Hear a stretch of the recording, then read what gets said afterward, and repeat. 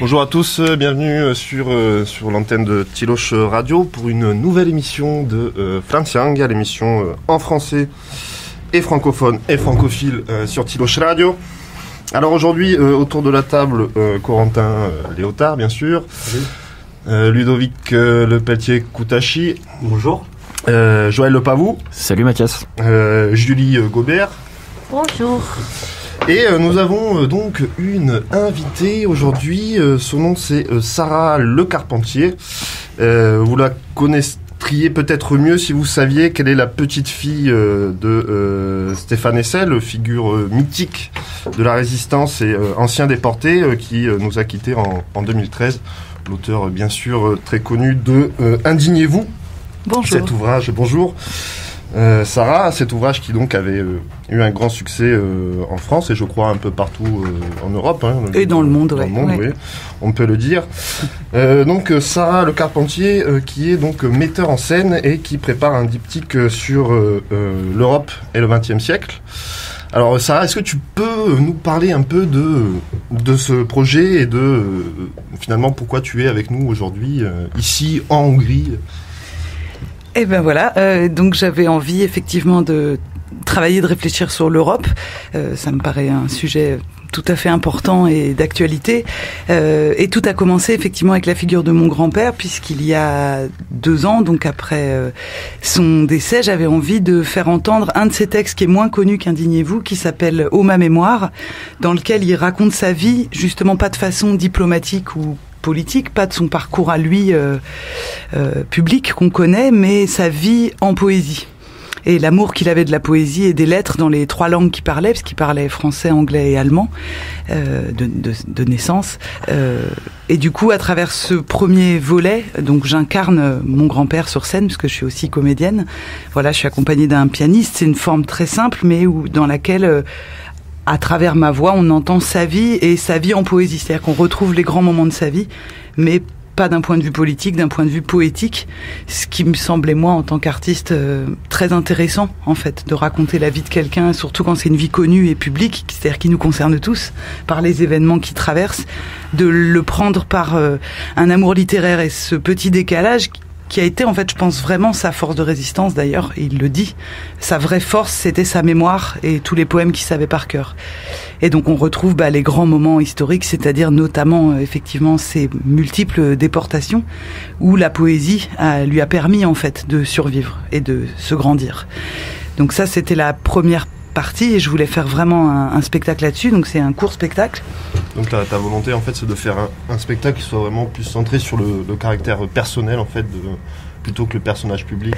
Oui, et qu'à travers sa figure qu'on connaît parce qu'on a lu ce livre, c'est aussi l'histoire d'un vieil homme simplement qui raconte de son vivant son parcours.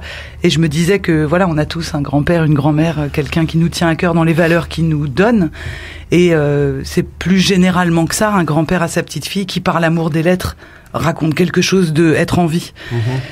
Voilà. Et pour continuer sur ce sujet, du coup, j'avais envie dans un deuxième temps d'aborder pour le coup vraiment l'Europe plus politique et historique, et là en m'éloignant de mon grand-père, puisque j'ai lu avec passion l'auteur un Tchèque qui s'appelle Patrick Urodnik, qui a écrit un texte qui s'appelle Europeana, une brève histoire du XXe siècle, qu'il a écrit, alors lui a fui Prague en 68 lors du printemps, a également été en Angleterre et s'est retrouvé en France, donc un parcours assez similaire à celui de mon grand-père, même si c'est complètement d'autres époques et pour d'autres raisons.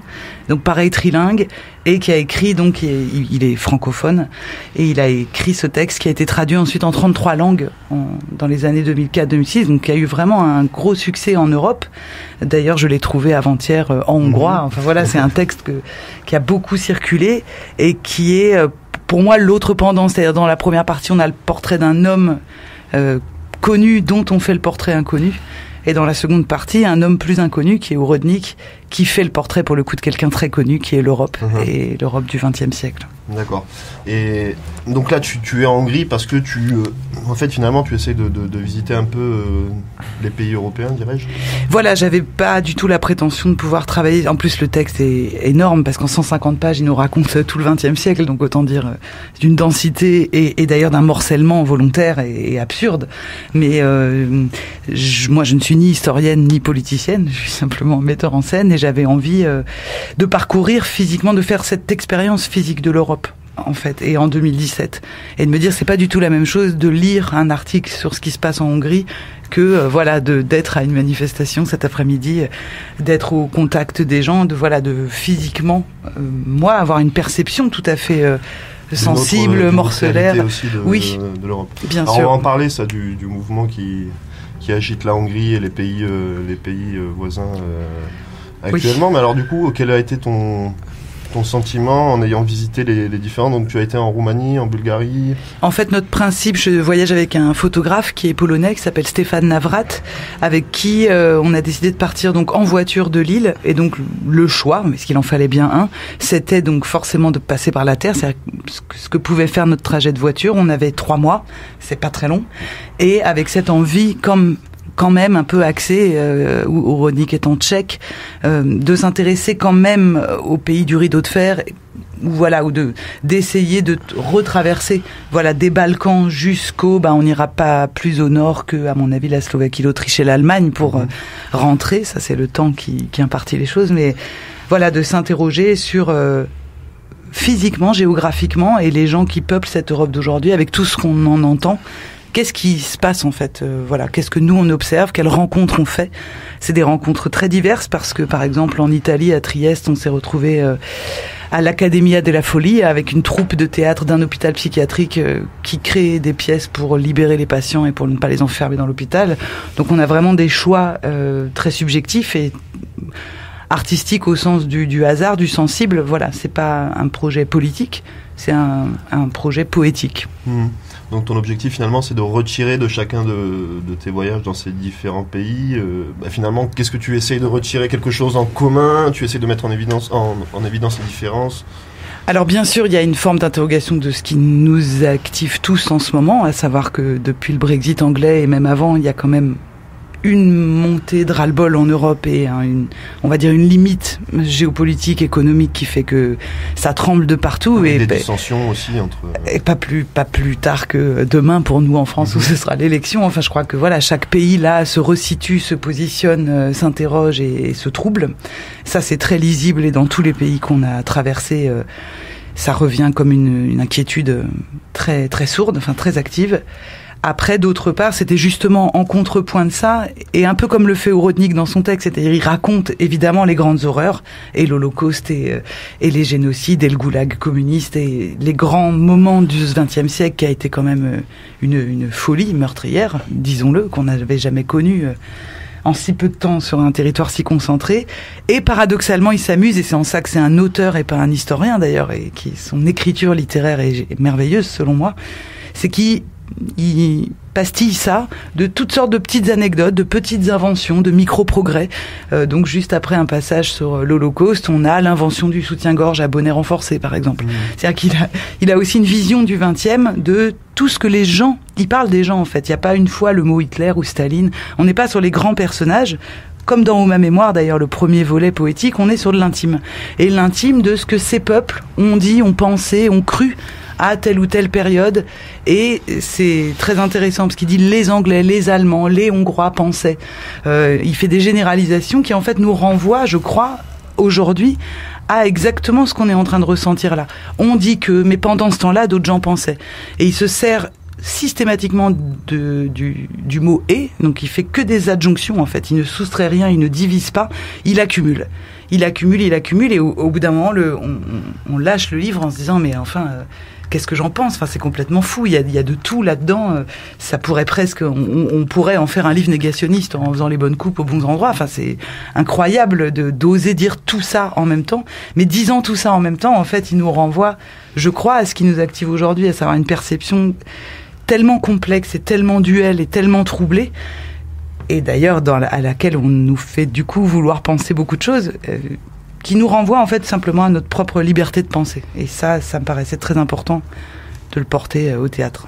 Est-ce que c'est précisément pour la densité du texte que tu choisis cette source-là ? Tout à fait, parce que je ne me retrouvais pas en fait, peut-être depuis le décès de mon grand-père, mais même de façon générale, sur cette Europe. Je trouve qu'on malmène beaucoup, dont on parle de façon... parfois très sectaires, très raccourcis, avec des volontés de nous faire penser que économiquement ou politiquement ou ethniquement il faudrait faire ceci ou cela, et à des moments moi je me sens un petit peu étouffée, je trouve qu'on manque de grandeur. Alors, je dis pas que mon grand-père répondait à tout, mais enfin quand même il faisait du bien par cette parole ouverte qu'il avait et complexe, et en prenant du temps. J'essaye de retrouver un peu de temps. Et je trouve qu'on nous dit beaucoup qu'il faut se dépêcher et aller vite et fort et ça, s'opposer. Et moi, j'ai envie, au contraire, je trouve, avec justement cette densité de texte, ce qui nous rend, en fait, c'est du temps. Et du coup, il y a 3 mois, quand tu t'es mis en route, est-ce que tu avais déjà une idée claire de la façon dont tu allais adapter ce texte sur scène, ou t'attendais ce voyage pour le faire? Est-ce que maintenant tu en sais plus? Est-ce que ce voyage t'a éclairé, ou au contraire tu te dis mon Dieu, mais comment je vais m'y prendre pour raconter tout ça?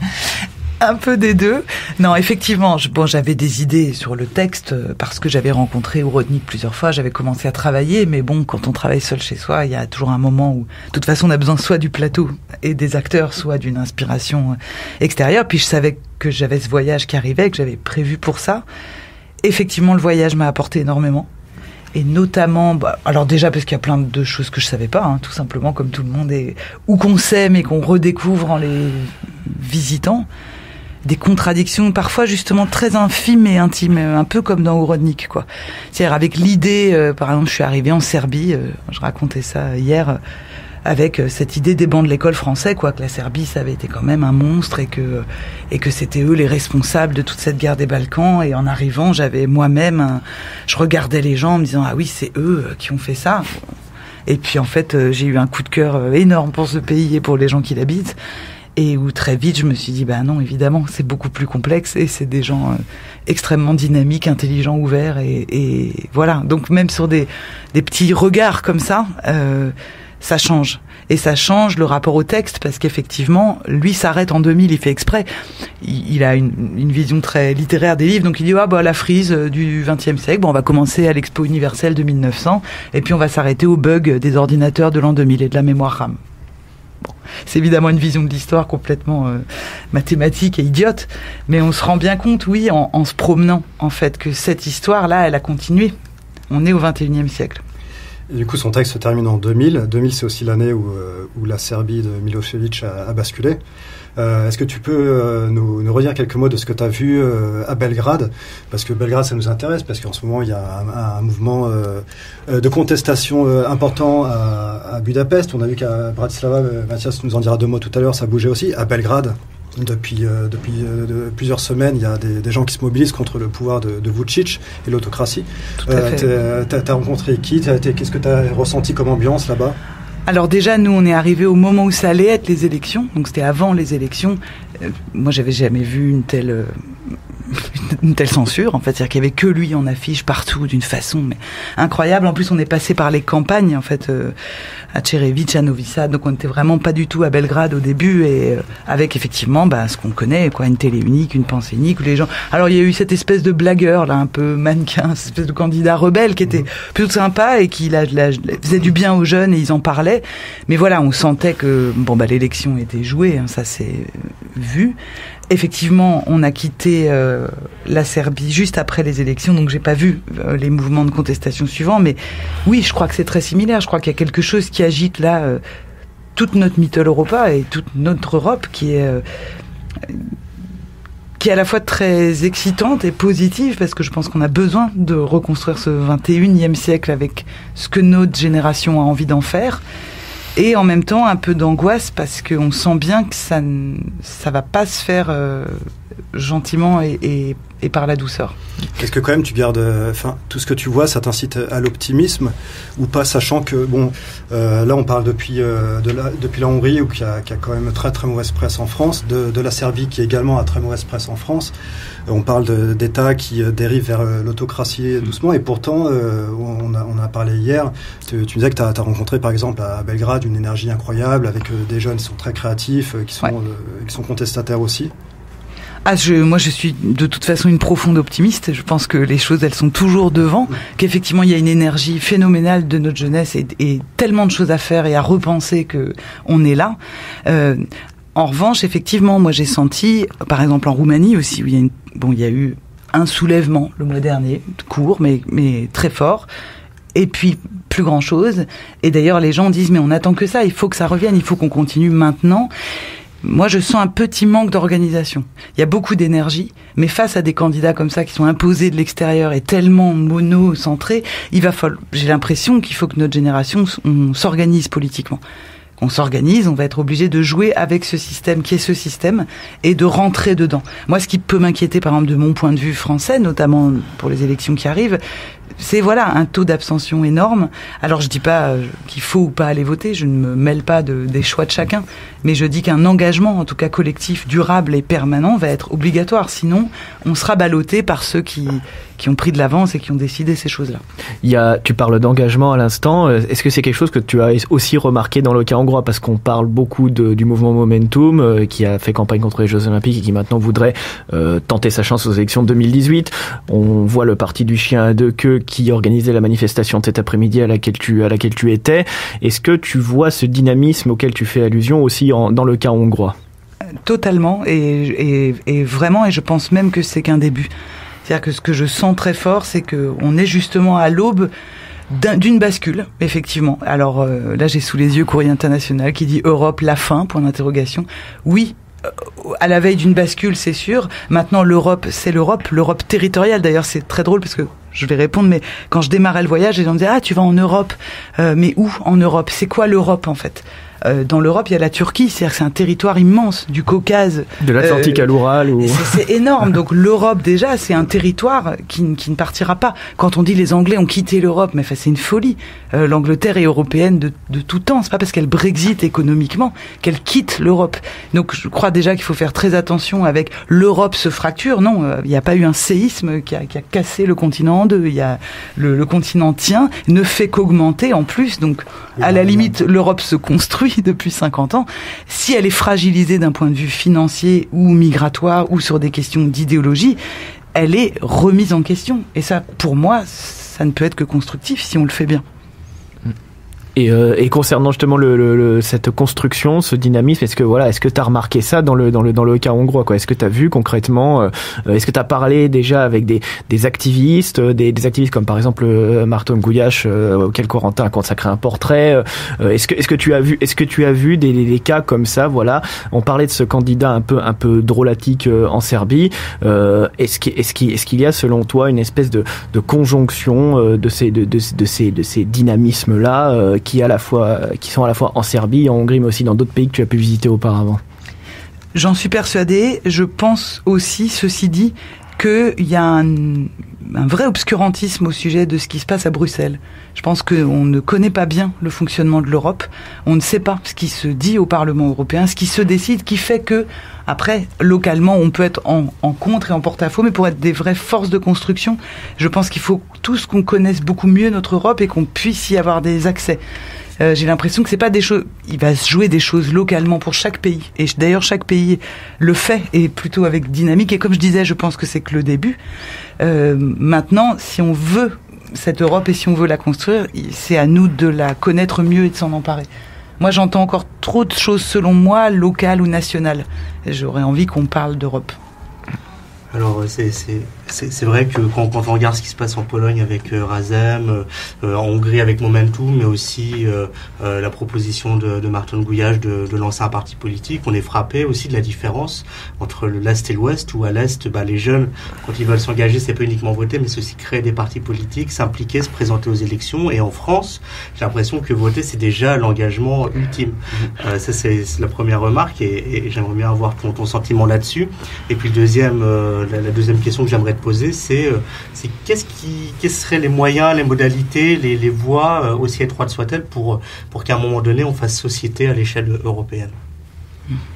C'est des vastes questions. Non, effectivement, je suis d'accord que l'Est, mais ça peut s'expliquer aussi historiquement, tout simplement, comme on disait, la Serbie s'est libérée de sa guerre il y a seulement 18 ans, donc il y a aussi des générations qui seraient plus proches de celles de nos parents de 68. Enfin, si on devait faire des mises en comparaison grossières, nous on a quand même un certain recul et une certaine avancée politique et en tout cas un temps de paix sur nos territoires beaucoup plus anciens. même les pays de Mittel Europa ont pour la plupart connu le communisme jusqu'en 89. Donc c'est vraiment aussi des histoires plus récentes, et je crois que effectivement notre génération française c'est peut-être un petit peu assoupie. On l'a vu avec alors bon, il y a eu la fin des 30 Glorieuses et puis il y a quand même eu des grosses crises économiques depuis 2000. Effectivement, il y a une espèce d'attentisme, une latence en France. Et pour le coup, un ras-le-bol sourd des classes populaires qui nous oblige à bouger, mais plus par rebond. On réagit au Front National, alors tout à coup, on se pose des questions politiques. Mais il n'y a pas une avancée très constructive et positive, en tout cas manifeste. Ou alors, dans un apolitisme qui, moi, de façon personnelle, m'angoisse un peu. Par exemple, Nuit debout, par exemple, des mouvements informels qui peuvent être intéressants, moteurs d'échange et de richesse, mais qui, une fois le bel été fini, toutes les cigales reprennent les cours. Et puis, du travail. En septembre, il n'y avait plus personne sur la place. Enfin, bon, alors, je ne nie pas l'intérêt de ces rassemblements. Je dis simplement qu'ils ne sont pas du tout suffisants. Et d'autant qu'on est un pays où on a quand même beaucoup de droits et donc beaucoup de devoirs. Le fait que les circulaires de la Commission européenne, personne ne les lise, personne ne sait de quelle Europe on parle. Ce qui est voté, alors, sur 20 amis à qui je pose la question, il y en a 2 qui peuvent m'expliquer comment ça fonctionne le Parlement européen. On ne le sait pas. Donc il y a un obscurantisme. Moi, je crois à un devoir d'information et de transmission. Ce serait intéressant de faire une série pédagogique sur l'Europe, quoi. Même au-delà de la connaissance, de l'absence de connaissance du fonctionnement de l'Union européenne, il y a plus profondément une absence de connaissance de ce que c'est l'Europe elle-même et qu'on ne peut pas réduire à l'Union européenne, c'est-à-dire ses peuples, ses cultures, ses différents pays, la Hongrie, la Serbie et la Roumanie et d'autres pays qui sont très, très peu connus chez nous, voire ignorés. Et c'est d'autant plus... ça rend d'autant plus intéressant ton projet qui est éminemment européen, de présenter sous un angle artistique l'Europe. La pièce sera jouée à Lille, ailleurs. On va la créer à Valenciennes, à la scène nationale de Valenciennes, qui s'appelle Le Phénix. On fait une première étape là en septembre, et c'est très agréable. D'ailleurs, c'est dans le cadre d'un pôle européen de création, donc tout est dit, où on a le temps du coup de faire une étape et puis de réfléchir et de recréer en fait dans un an. Donc ce qui est les meilleures conditions, parce qu'on n'a pas toujours la première qui vient bousculer tout. On peut réfléchir, on va peut-être revoyager, finir des choses. Mais ce que tu dis là est crucial. Moi, je crois que j'ai vraiment découvert une Europe au sens une Europe des peuples et une Europe d'une intelligence et d'une éducation et d'une fraîcheur dont il faut qu'on soit extrêmement fier, parce qu'effectivement, on est sur un territoire où il y a toutes les religions, il y a toutes les cultures, il y a un nombre de langues, un nombre d'envies. Une diversité phénoménale. C'est phénoménal, et je crois qu'on oublie parfois un peu le terreau dans lequel on est. Voilà, moi, c'est cette Europe-là, en fait, que j'ai envie de porter et de faire connaître et d'inventer.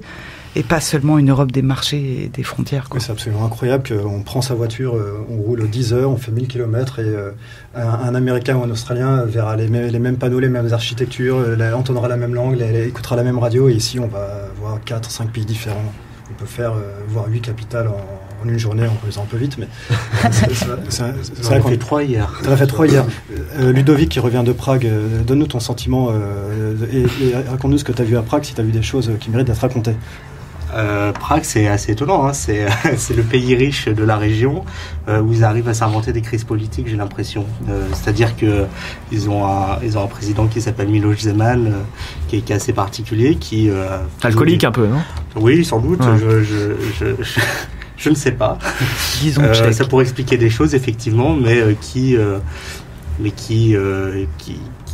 des proximités avec Poutine, qui aime énormément Viktor Orban, qui aime aussi l'ancien candidat du FPÖ autrichien Norbert Hofer, qu'il avait reçu comme un chef d'État. D'ailleurs, c'était à l'époque le chef d'État par intérim d'Autriche. Et c'est vrai que ça interroge, parce que de voir un pays qui a cette situation enviable pour des Hongrois, des Slovaques, des Polonais, de voir que finalement ça va pas si bien que ça. Il y a quelque chose d'un petit peu... Bon, après je suis resté... j'ai très peu discuté malheureusement avec des Tchèques. Je suis resté vraiment une journée et demie à profiter de la ville. Régulièrement. J'y vais régulièrement. Bon, après... Mais en fait, je voulais quand même poser une question. Est-ce que tu as présenter donc ton projet aux personnes, à tes interlocuteurs, et quelle en était la réception, qu'est-ce qu'ils en pensent quand tu poses les choses de cette façon-là? C'est, si on peut résumer, l'Europe de l'hospitalité, de la traduction, et justement en tant que Française, qu'est-ce qu'il renvoie, qu'est-ce qu'il te renvoie? Est-ce que il te renvoie des choses sur la France, sur les Français, sur la situation actuelle? Est-ce que tu as des retours aussi sur ton propre pays? Oui, mais jamais dans des... Justement, moi, il y a eu des endroits où je me sentais parfois même un peu gênée d'être française. Enfin, française au sens où quand on connaît la politique qu'a pu mener la France dans certains pays, ou quand on est allé en Grèce, par exemple, et qu'on a réalisé qu'un tiers du port du Pirée était en tractation financière via la France, on se sent pas toujours très malin d'être là. Et en même temps, jamais il m'a été renvoyé, ni un quelconque mépris, ce qu'on disait. Je me suis jamais sentie stigmatisée. Au contraire... avec un énorme intérêt il y a beaucoup de gens notamment au fin fond de la Bulgarie qui me remerciaient de prendre le temps de faire ce travail. Il y a une dame par exemple qui m'a écrit une lettre à faire porter à la Commission européenne des droits de l'homme par exemple, qui m'a dit vous travaillez sur l'Europe, il faut que j'écrive, allez la donner à Strasbourg. Bon. Une lettre qui disait quoi? Qui demandait un peu de sous pour Noël prochain. Donc je lui ai écrit en français, je vais l'envoyer si quelqu'un dans les couloirs prend le temps de l'ouvrir. Mais non, voilà, plutôt une envie de créer des ponts, effectivement. Il y a des gens qui se sont prêtés au jeu, parce que à chaque fois que j'arrive dans un pays, je cherche le livre, donc dans sa traduction, et je demande à quelqu'un d'en lire un morceau, que je filme et que j'enregistre, pour avoir justement cette multiplicité des langues aussi sur scène, que ce soit pas que francophone. Il y a des gens qui se sont prêtés au jeu de façon extraordinaire, qui ont appris le texte par cœur, qui m'ont donné rendez-vous le lendemain, qui ont travaillé pour vraiment que ce soit incarné, interprété. Bon, voilà, il y a des échanges comme ça où on se dit, ça porte. Et d'ailleurs, toute ma démarche aussi, en voyageant, est de rencontrer alors les instituts français, mais aussi les théâtres locaux ici, et d'essayer d'imaginer que le spectacle puisse venir être joué là. Pas seulement pour le plaisir de revoyager, mais pour que ce spectacle-là devienne... Pourquoi pas à l'occasion de table ronde d'une suite en fait. Un spectacle européen. Et ce serait cohérent. Donc tu voudrais en fait traduire aussi faire traduire le spectacle comme j'ai la chance qu'il soit déjà traduit en 33 langues, en fait après le mettre en sous-titres, c'est vraiment pas une chose compliquée. Alors c'est pénible de lire de voir un spectacle étranger, mais enfin j'estime qu'en Europe on en a quand même l'habitude. Voilà. Ça ce serait un vrai projet, et notamment de pouvoir organiser des tables rondes avec pour le coup des intellectuels, ce que je ne suis pas, c'est-à-dire des sociologues, des politologues, et d'entamer un débat enfin un peu citoyen et tranquille sur cette Europe, sur ce qu'on a envie qu'elle soit. Et général aussi. Ce qui est magnifique, dans la parole et de mon grand-père et de celle d'Orodnik, c'est que dans les deux cas, même si c'est pas les mêmes hommes, pourquoi j'en fais un diptyque, c'est qu'à chaque fois, ils regardent la chose d'un point de vue un peu différent. C'est-à-dire que là où on va croire, je vais aller voir un spectacle sur Monsieur Hessel, et on se retrouve en train de parler de Vigny et de Rimbaud. Et je vais aller voir un spectacle qui s'appelle Europeana, et on se retrouve en train de penser à soi. Moi, j'aimerais pouvoir prendre le temps de réinventer de ce mot Europe qui est quand même brandi et encore une fois malmené. Qu'est-ce que nous on a envie d'en faire? Et le droit des peuples à disposer d'eux-mêmes, certes, et les gouvernements de nous gouverner comme ils le pourront, mais nous et notre génération et la suivante, qu'est-ce qu'on veut de cette Europe dans 30 ans? Et c'est la question qu'on se pose quand on dit ouvrir ou fermer les frontières, faire des manifs ou passer au cocktail Molotov. Des manifs où le rapport européen est brandi à Budapest, en tout cas. Voilà. Non, mais c'est tout à fait juste, et je pense que ça nous pose à tous une question ontologique, en fait. C'est un désir d'Europe qui est quand même présent. Les 3/4 de la population hongroise, de toute façon, à chaque sondage, les 3/4 se prononcent en faveur de l'appartenance à l'Union européenne, quoi. Donc, quand on voit comment cette Europe peut être contestée, ou en tout cas l'idée d'Europe remise en cause par le gouvernement actuel, c'est un non-sens par rapport au sentiment de la population, quoi.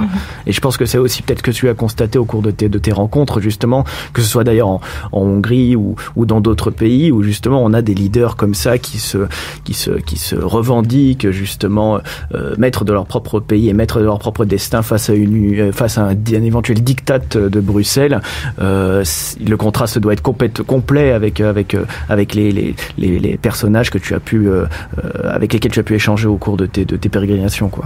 Non seulement le contraste est complet, mais en plus je tiens ma position que justement Bruxelles, et si par exemple on parle de la question des frontières et des migrations, n'a précisément pas répondu.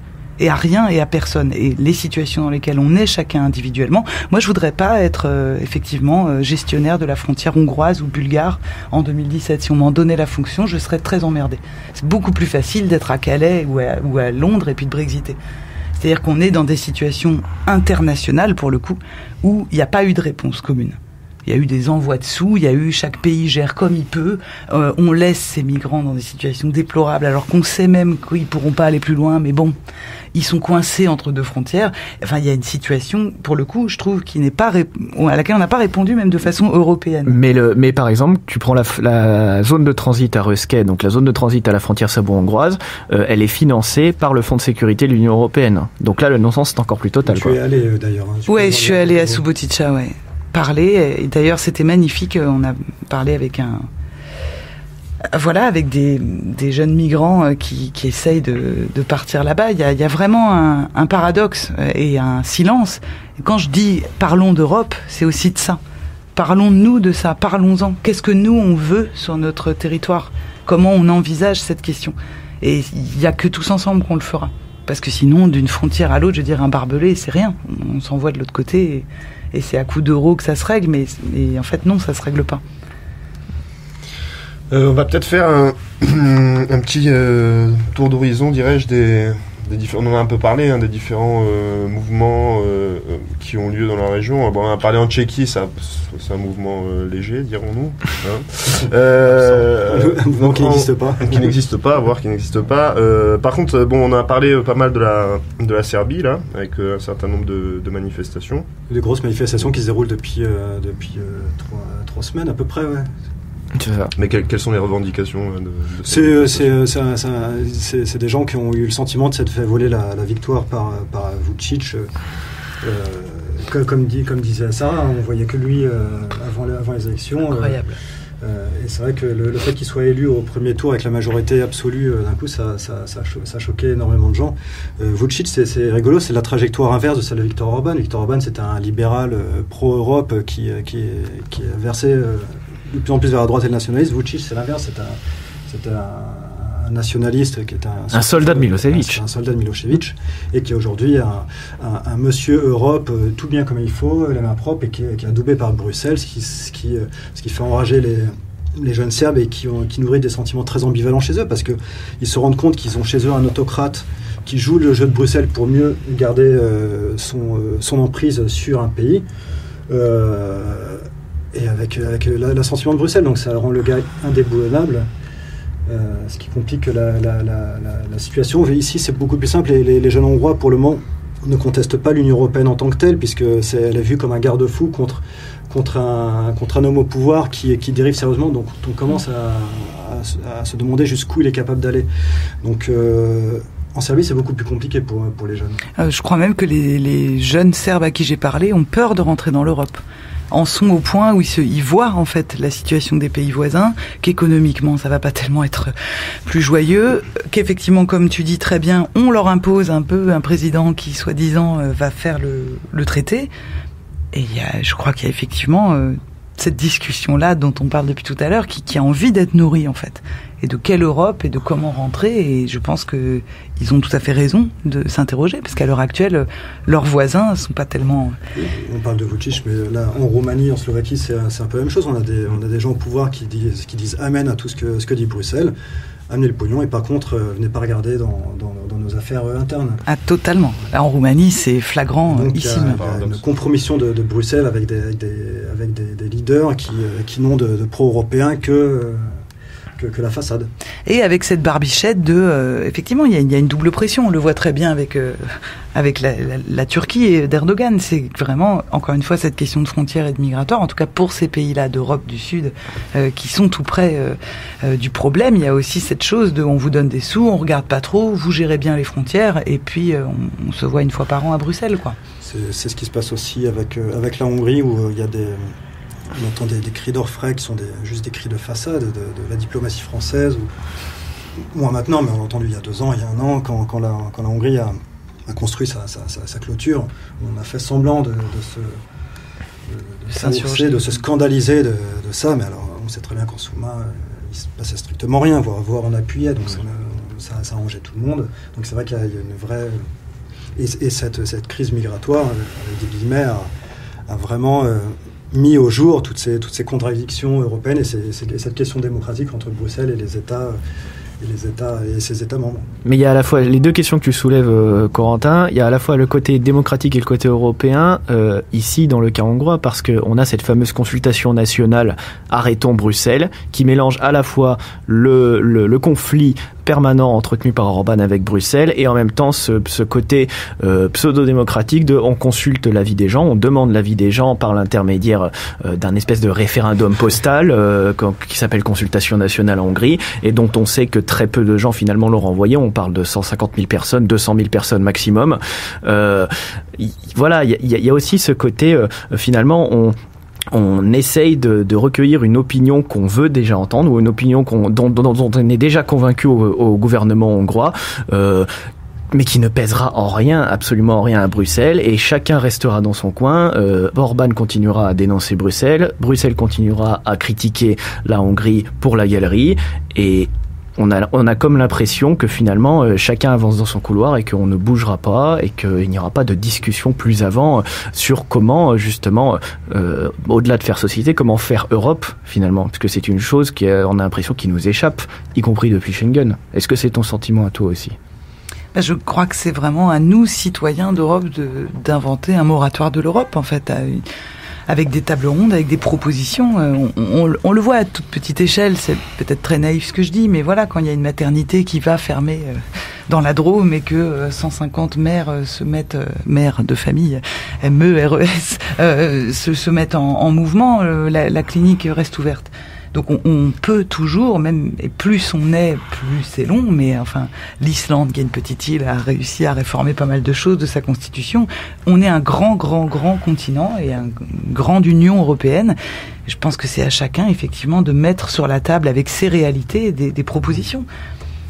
Mais moi, ce qui m'interpelle en regardant un peu la situation dans plusieurs pays, c'est les clivages internes vis-à-vis de l'Europe, à l'intérieur de chaque pays. C'est-à-dire que, pour faire très très caricatural, on va avoir ces groupes sociaux, on va dire intégrés, qui vivent souvent en ville, qui sont plutôt diplômés, qui jouissent de l'Europe par les voyages, par les amitiés qui peuvent se nouer dans les villes, etc. Et puis on a et c'est l'un des ressorts quand même des votes Jobbik en Hongrie, Front National en France, des gens qui s'y retrouvent pas, et vraiment j'ai l'impression que la question elle se trouve à ce niveau-là. C'est comment on peut à un moment donné recoller les morceaux à l'intérieur de chaque société pour que aussi la perspective européenne elle présente de nouveau un visage consensuel pour l'ensemble des sociétés européennes.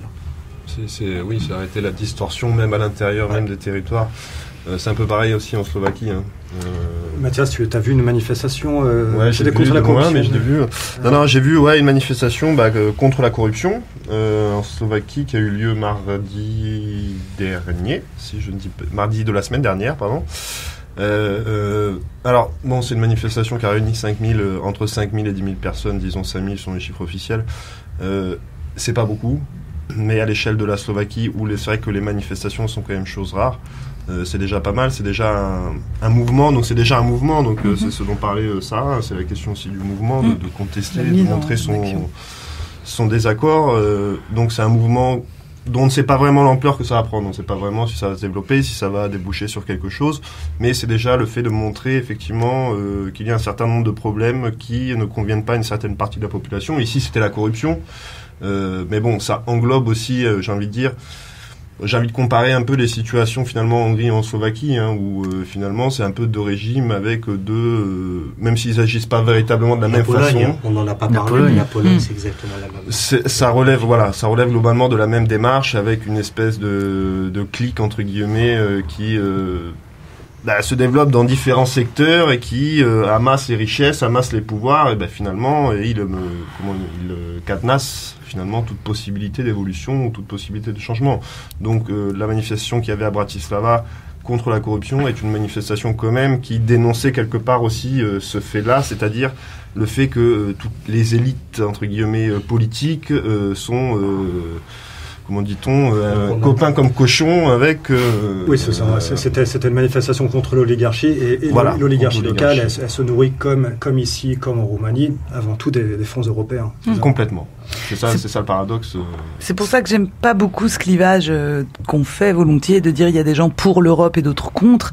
Je crois qu'on nous l'a très mal présenté, on nous l'a très mal vendu, sciemment, et qu'on nous raconte qu'il y a une Europe justement urbaine, de ce libéralisme, de ceux qui les gagnants de la mondialisation et de l'Europe, et les perdants des campagnes, qui ma foi on leur laissera une chaîne et ils voteront, et puis surtout ils feront pas trop de bruit.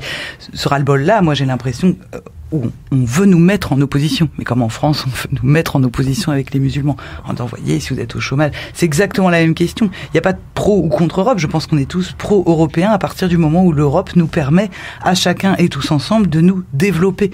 Qu'est-ce que ça veut dire se développer? C'est économique, social, culturel, humaniste en fait. On peut pas se développer simplement avec des centres commerciaux à la sortie des grandes villes. Après voilà, la question qui est posée c'est qu'est-ce qui est fait de ces moyens. Je reviens pour finir juste sur cette manifestation, mais ça rejoint un peu ce que tu dis Sarah, c'est que cette manifestation contre la corruption, il y avait présente et qui a fait un discours une jeune fille qui s'appelle Zuzana, impossible à prononcer, il n'y a que des consonnes dans son nom, Rakova, mais je pense que je le prononce très mal, qui avait dénoncé justement pendant que la Slovaquie était la capitale européenne pour le Conseil européen. L'an dernier. Ouais, l'an dernier. Qui avait dénoncé, qui avait montré des preuves de détournement de fonds européens, bien sûr. Et cette femme, effectivement, a été licenciée. Donc c'est ça, le problème, c'est que c'est ça aussi la réponse qui est donnée. Cette phrase a été licenciée, calomniée, etc. Maintenant, elle est sous la protection d'Amnesty International, qui prend sa défense, parce que elle a de gros problèmes. Donc c'est aussi la question... Bon, ça pose beaucoup de questions, la question des lanceurs d'alerte, etc., qui sont décrédibilisés, comme Marton Guyash, qui a subi aussi un traitement un petit peu... 300 heures de travail d'intérêt général. Quoi. Voilà, il y a ça aussi, mais aussi les différents papiers de certains journaux qui sont diffusés et qui le calomnient volontairement. C'est la violence contre lui. Oui, c'est de la diffamation. C'est de la pure diffamation ou de l'exagération pure et simple. Donc il y a ça aussi, le fait que, comme tu disais, l'important c'est de montrer que nous ne sommes pas d'accord, qu'il y a des contestations, etc. Mais c'est aussi la non-réponse finalement apportée par les politiques à cela, voire une réponse qui n'est pas une réponse d'écoute, mais une réponse de répression plus ou moins... Au niveau européen, déjà, je vais revenir sur le cas hongrois. Avec cette consultation Stoppons Bruxelles et la Lex-CEU, avec des guillemets, l'Union européenne s'est dit bon là ça va trop loin, même le Parti populaire européen dit stop, il faut que ça cesse. On va organiser une session parlementaire fin avril, mais avant ça la commission la semaine prochaine, et cette semaine la Commission européenne s'est réunie pour parler de la Hongrie, et on allait voir ce qu'on allait voir. Il y avait vraiment des voix qui s'élevaient pour dire on allait sortir de le Fidesz, on le dégage du PPE, voir la Hongrie va sortir de l'Europe. Il en est ressorti un espèce de communiqué de Franz Timmermans qui ne dit rien, qui ne dit absolument rien. Macron est plus clivant. Et ce que des gens m'ont dit, des journalistes à Bruxelles qui connaissent bien le sérieux européen, m'ont dit bon, pour le moment c'est wait and see, on attend de voir s'il se passe vraiment un gros mouvement en Hongrie, si ça prend l'ampleur. Peut-être que l'Union européenne va sortir de sa réserve, va dire quelque chose. En même temps, le mouvement ne prend pas d'ampleur ici, ou en tout cas pas encore. L'Union européenne dira, je pense que les manifestants auraient été galvanisés de savoir qu'il y a des gens hors de la Hongrie qui s'intéressent à ce qui se passe dans ce pays, à leur combat, à ce qu'ils disent.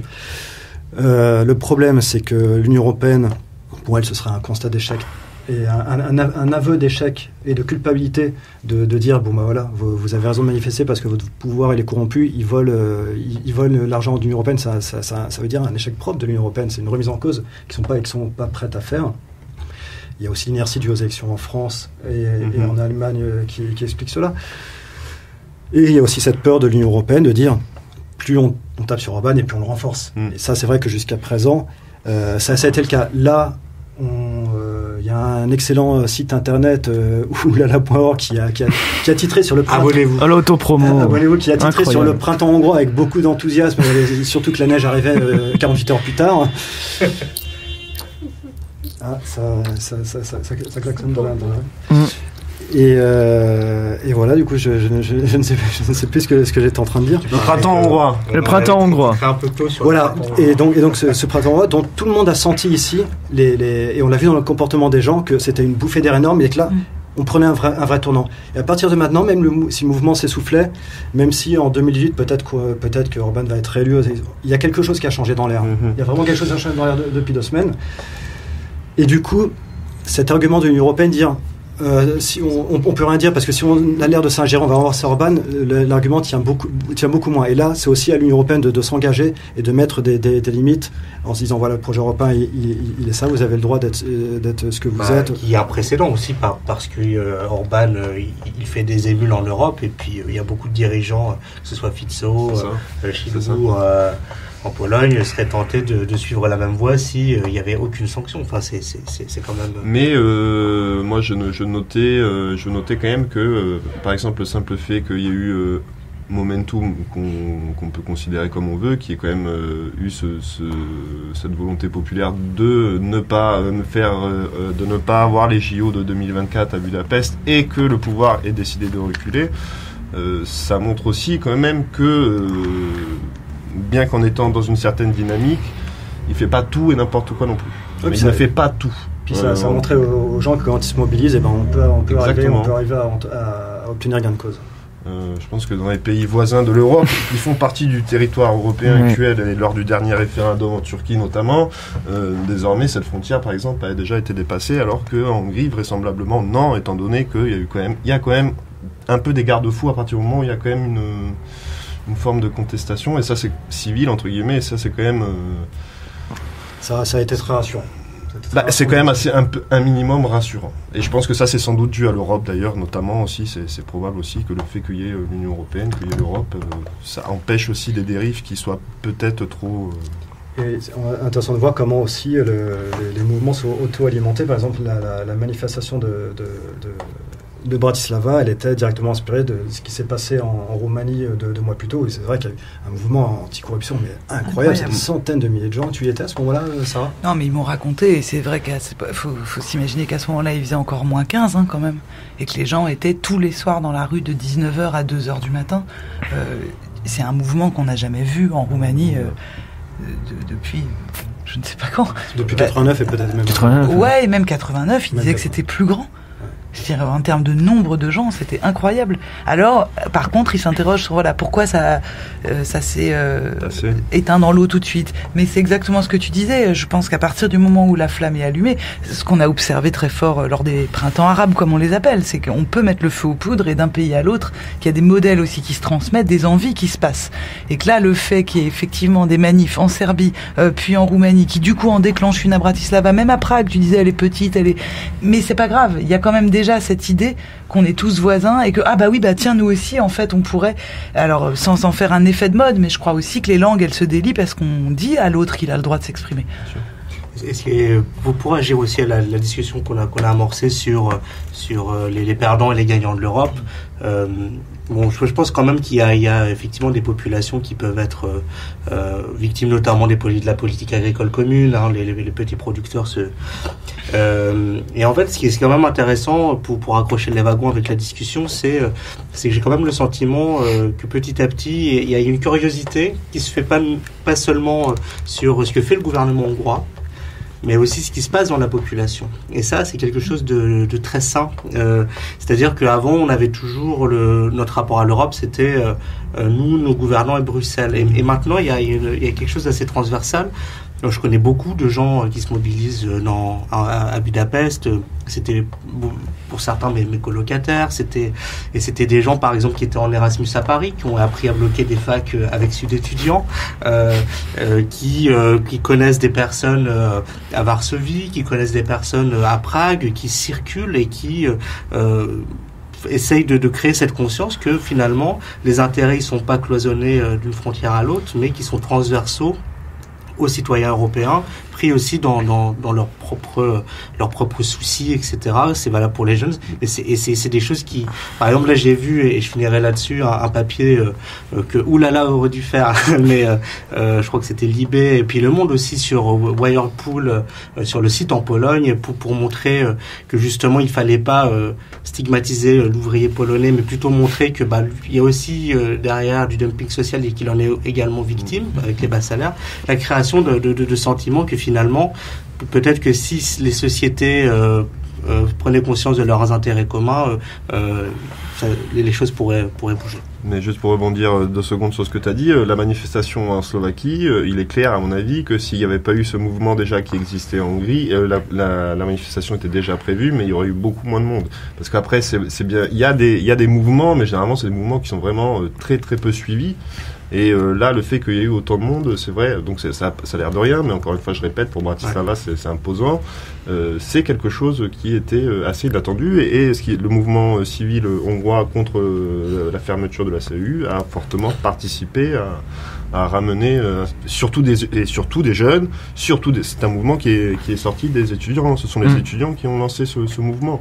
Donc c'est surtout la jeunesse qui s'est mobilisée pour dénoncer une situation qui n'est plus acceptable, en tout cas selon Joël. Et puis surtout la grande manif du 9 avril, si ma mémoire est bonne, celle du dimanche 9 avril, donc pour défendre l'existence de la CEU, ça allait bien au-delà en fait de l'Université Europe Centrale, puisque ça s'est transformé petit à petit en espèce de mouvement de rejet en quelque sorte anti-Orban, et c'était l'une des manifestations anti-Orban les plus importantes en nombre en tout cas depuis la grande manif contre la taxe internet, je crois à l'automne 2014 me semble-t-il. Donc il y a quand même, au-delà de l'intérêt de la CEU en lui-même, de ce côté liberté académique qui est agité par le recteur Mikhail Ignatieff, il y a aussi ce sentiment que voilà, si on peut apprendre ce qu'on veut. Voilà, c'est si on peut apprendre ce qu'on veut dans un pays, on peut aussi transmettre ce qu'on veut, et on peut aussi perpétuer une sorte de tradition à la fois de liberté académique, mais en même temps de liberté sociétale. De penser, tout simplement. Ouais. Mais toujours sur cette histoire de CEU, il y a quelques jours, ou même je crois que c'était hier ou avant-hier, quand on regarde ce que Ponta, donc Victor Ponta, le leader roumain, disait sur Soros, c'est exactement la même rhétorique qu'Orban. Donc il y a une conjonction des intérêts, mais dans le mauvais sens, et toujours dans cette optique de rejet, que ce soit le rejet d'une personnalité qui agrège justement les mécontents comme Soros, ou justement le rejet de Bruxelles, considéré comme une idée à la fois lointaine et quasi dictatoriale par certains dirigeants, quoi. Est-ce que justement toi ce rejet parfois épidermique de Bruxelles, tu l'as expérimenté au cours de tes voyages? Est-ce que tu as vu des gens, au-delà de la lettre dont tu parlais adressée à la commission, est-ce que tu as parlé avec des gens qui t'ont dit voilà, Bruxelles c'est une bande de voleurs, de voyous, ou je ne sais pas quoi, et on n'aurait jamais dû rentrer dans l'Union européenne? Ou est-ce que tu as vu des gens qui étaient vraiment fâchés, énervés, remontés justement contre Bruxelles? Non, j'ai pas entendu ça, et même je dirais justement là encore c'est trop théorique en fait. Les gens sont pas dans Bruxelles, il y a beaucoup de gens qui m'ont dit qu'ils vivaient mieux sous le communisme que depuis que c'était fini. Ça, c'est quand même une vérité, je trouve, qui répond à peu près à cette question. Moi, dans ce que j'entends, si je devais faire ma petite conclusion à moi, j'ai l'impression que voilà, c'est exactement ces deux vitesses dont on parle. Il y a d'une part, je pense, faire attention aux mots et remodaliser les choses. Et quand je dis que Ourodnik le fait, mais dans tout, se redemander qu'est-ce que c'est l'Europe, qu'est-ce que c'est Bruxelles, vraiment contre quoi on est, et vraiment qu'est-ce qu'on en pense, c'est-à-dire faire attention au clivage médiatique ou politique qu'on nous pose comme ça, comme de faire attention aux mots, et dans un deuxième temps, effectivement, d'agir. C'est-à-dire que mon grand-père, après avoir écrit Indignez-vous, a écrit Engagez-vous. Je pense que c'est très bien de s'indigner, il y a un moment de manifestation, et puis après, il y a les suites, qui peuvent être souterraines, qui peuvent prendre beaucoup de temps, mais il y a des initiatives.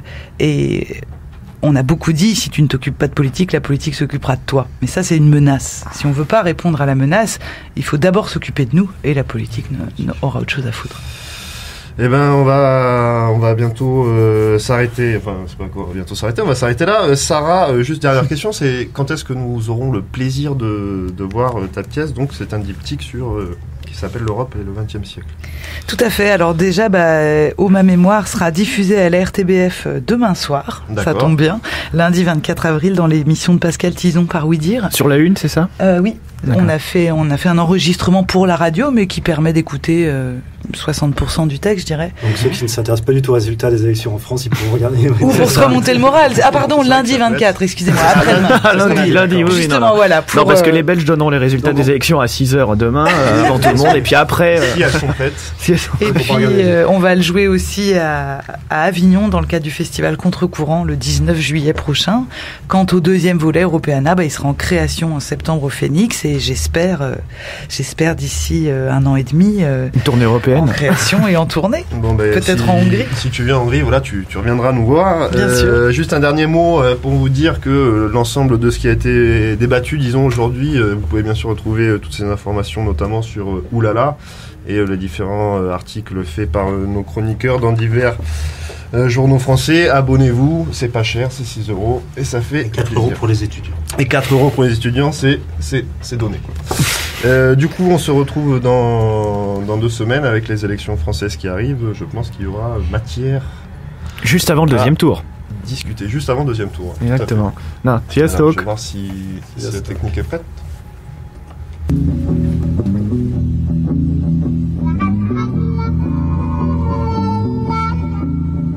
A Tilos Rádió hírei következnek.